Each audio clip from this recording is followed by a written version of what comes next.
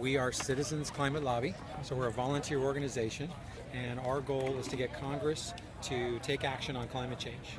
So our policy is called carbon fee and dividend, and there's cap and trade and carbon fee and dividend. And carbon fee and dividend is where a fee is assessed at the point of entry, like at the well or the mine.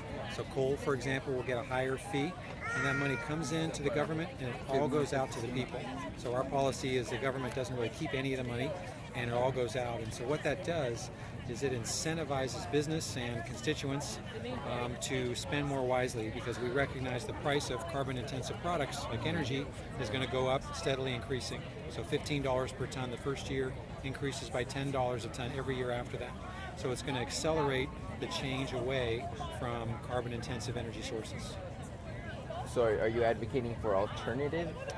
Yeah, so it'll be a market base. So what'll happen is if I want to buy a Hummer or something like that, or some big SUV, I'm going to realize the price of gas, and that's going to start to go up. Or if I'm a CEO of a business, I'm going to make wiser choices on my energy, and I might use solar panels because now they're very competitive, even maybe much better than other sources of energy.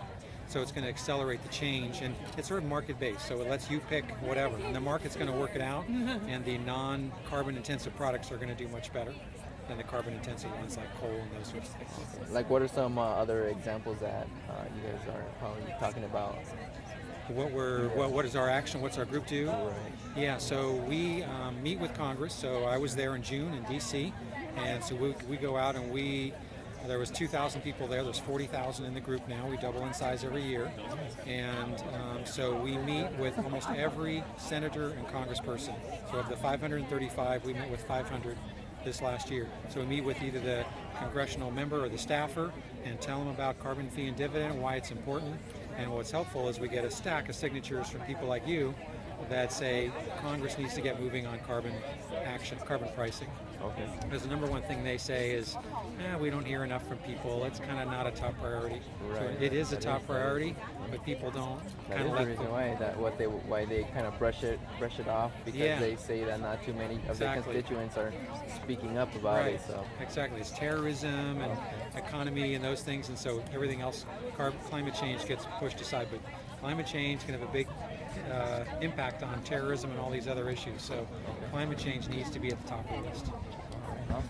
And so what can we do? You can sign this form, and this just says, Congress, you need to get acting on carbon pricing now.